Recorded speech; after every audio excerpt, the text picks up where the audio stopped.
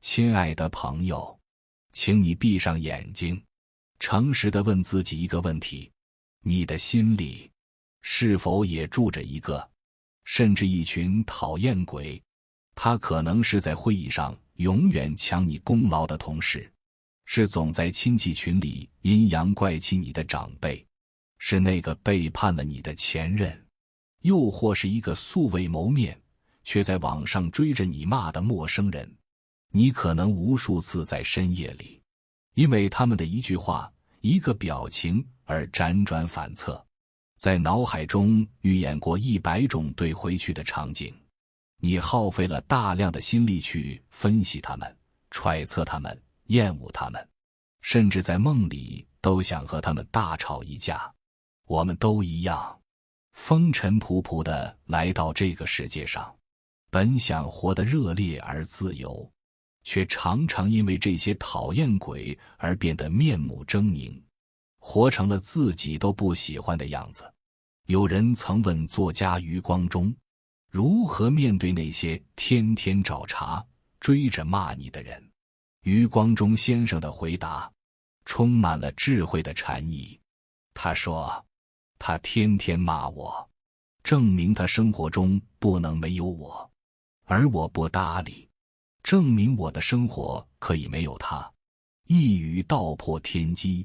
原来我们与讨厌鬼之间的博弈，本质上是一场关于生命主权的争夺战。人到了一定年纪，见过了足够多的人情冷暖，会越来越觉得看清一个人不必揭穿，讨厌一个人无需翻脸。因为我们渐渐明白，生命中最宝贵的资源不是时间，不是金钱，而是我们的心力，那份专注、平静和爱自己的能量。与其耗尽心力去恨，不如学着用更高级的方式与他们温柔地告别。这并非懦弱或妥协，而是一场深刻的自我修行。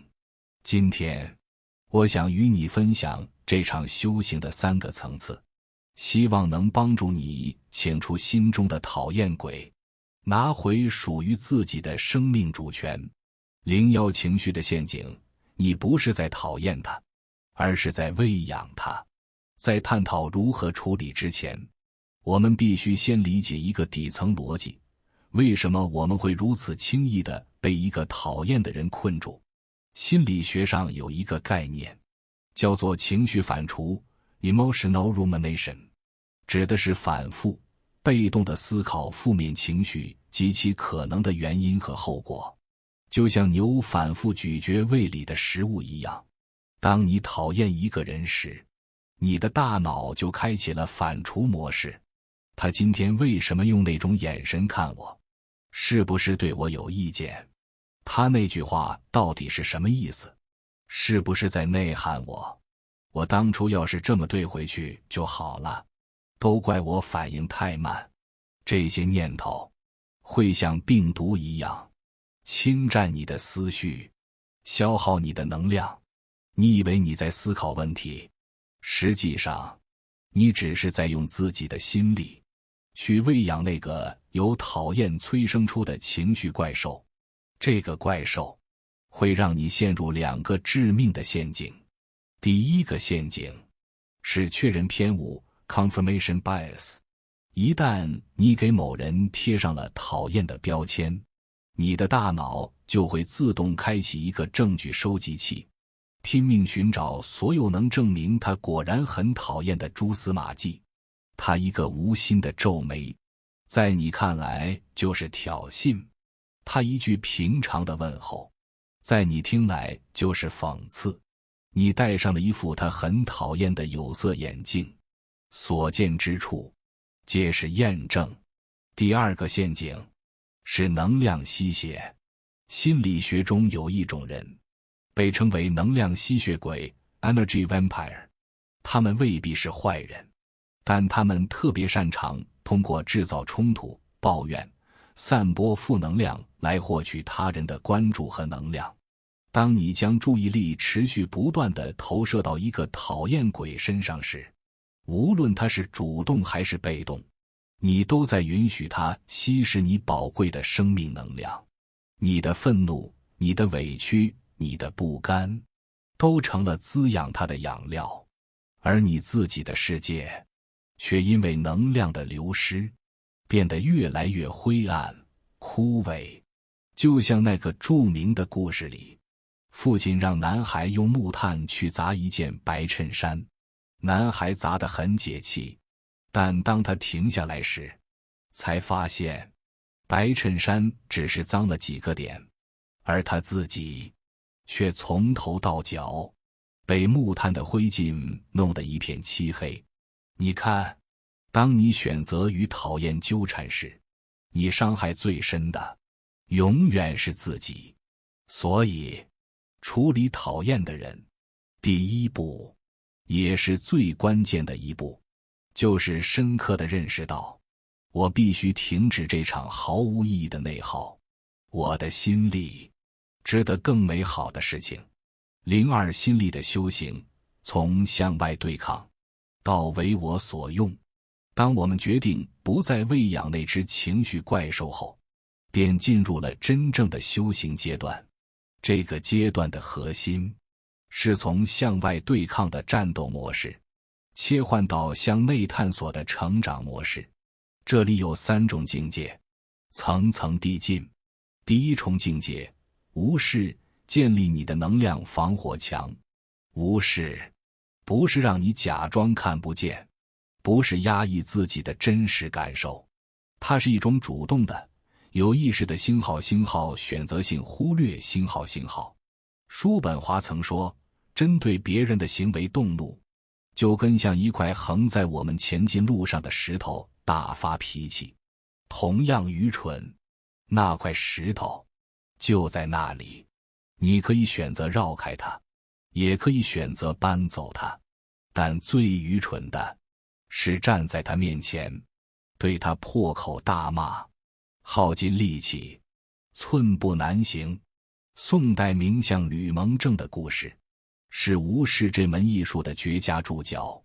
他出身贫寒，刚被任命为宰相时，朝中许多出身名门的官员都看不起他。一次上朝时，他亲耳听到一位官员在背后指着他说，这小子也配当宰相。同行的官员气不过，要冲上去理论，看看是谁如此无礼。吕蒙正却一把拉住了他，微笑着说，若知其性命，则终身不能忘，无益有损，何必问也。这句话充满了惊人的智慧。吕蒙正清楚地知道，一旦他知道了那个人的名字，这根刺就会永远扎在心里，每次见面都会想起那句嘲讽，心里的疙瘩便再也解不开。与其如此，不如从一开始就选择不知道。他不是没有情绪，而是选择不让这股负面情绪进入自己的能量场。他为自己建立了一道坚实的能量防火墙，这道防火墙叫做与我何干。别人对你的评价是他的课题，不是你的课题。他选择用他的嘴巴制造噪音，你可以选择用你的耳朵过滤掉它。你的人生剧本不应该由一个跑龙套的配角随意加戏。如何建立这道防火墙？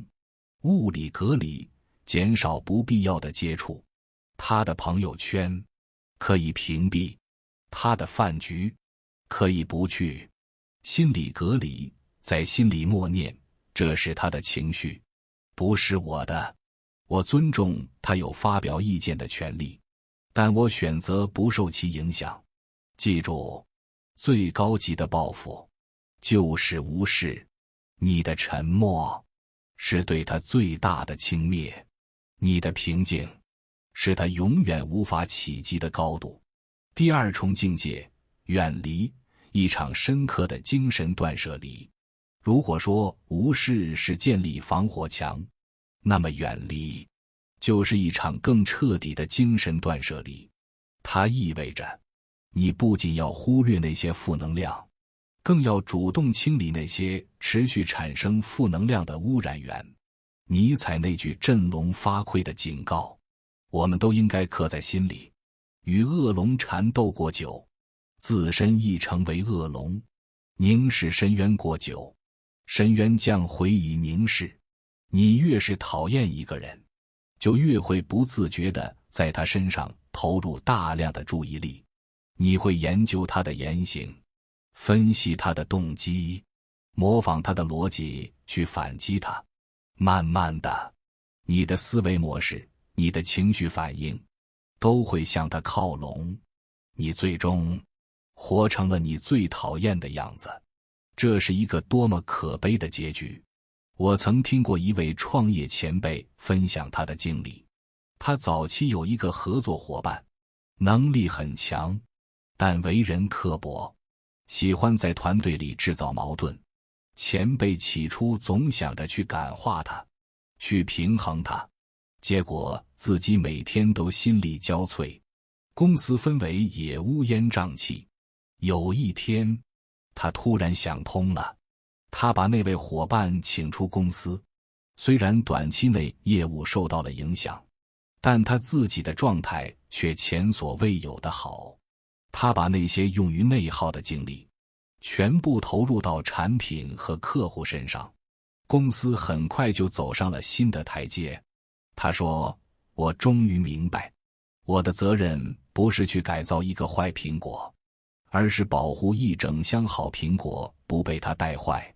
而我自己就是那第一个需要被保护的苹果。远离不是逃避，而是对自己负责。它需要你拿出壮士断腕的勇气，去割舍那些看似重要实则有毒的关系。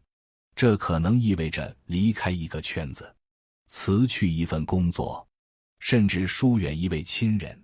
这个过程可能会很痛，但长痛不如短痛。当你清理了这些精神上的垃圾后，你会发现，你的世界豁然开朗，空气都变得清新。第三重境界，转化，视其为逆行的菩萨。这是最高级的境界，也是最难的修行。它要求我们不再将那个讨厌的人视为敌人，而是将其视为来度我们的逆行菩萨。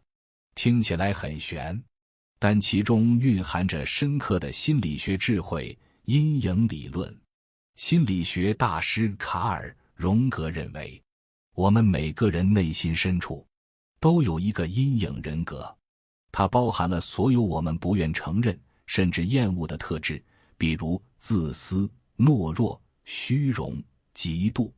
我们之所以会特别讨厌某个人，往往是因为他在我们面前活出了我们极力压抑的阴影。你讨厌那个同事爱出风头，有没有可能是因为你内心深处也渴望被看见，却又不敢表达？你讨厌那个亲戚斤斤计较，有没有可能是因为你总是在牺牲自己的利益去讨好别人，而他却活得那么理直气壮？你讨厌那个朋友虚伪做作，有没有可能是因为你总是要求自己绝对真实，活得太累，而他却能轻松地在不同角色间切换？那个讨厌鬼就像一面镜子，照出了你内心最不愿面对的角落。当你能从这个角度去看待它时，你的心态会发生根本性的转变。你不再是那个受害者，而是一个观察者，一个学习者。你可以问自己，他身上的哪一点如此精准地刺痛了我？这背后藏着我怎样的匮乏与渴望？我能从他身上学到什么来完整我自己？苏东坡与佛印禅师的牛粪与佛的公案，便是这个道理的生动写照。苏东坡问佛印：你看我像什么？佛印说：我看你像一尊佛。苏东坡大喜，又对佛印说：你知道我看你像什么吗？我看你像一堆牛粪。佛印笑而不语。苏东坡回家后，得意洋洋地把这件事告诉了苏小妹。苏小妹听完，叹了口气说：哥哥，你输了。佛家讲心有所想，目有所见，佛印心中有佛，所以看你如佛；你心中有牛粪，所以看他才如牛粪啊。你讨厌什么，往往就意味着你内在缺少什么，或者正在压抑什么。那个让你讨厌的人，他的出现不是为了让你痛苦，而是为了提醒你，嘿，看看你的内心，这里有功课需要你去做。当你能把每一次讨厌都看作一次看见自己的机会，你就把一块绊脚石变成了一块垫脚石，你把一份消耗变成了一份滋养，这才是真正的强大。03格局的超越，当你身在山巅，便不见谷底的纷扰，完成了心力的修行，我们便来到了最后，也是最根本的一步，超越。这种超越，不是指你要在名利地位上压过的，不是为了证明我比你强，而是一种维度的跃迁，一种生命格局的彻底打开。作家杨绛先生在文革期间被下放到干校，遭受了种种不公与凌辱。他被剃了阴阳头，被安排去打扫厕所。那些曾经对他毕恭毕敬的人，如今却对他百般刁难。他讨厌过吗？我想，以人之常情，一定是有的。但他是如何处理的？他没有去争辩，没有去控诉，更没有沉溺于怨恨。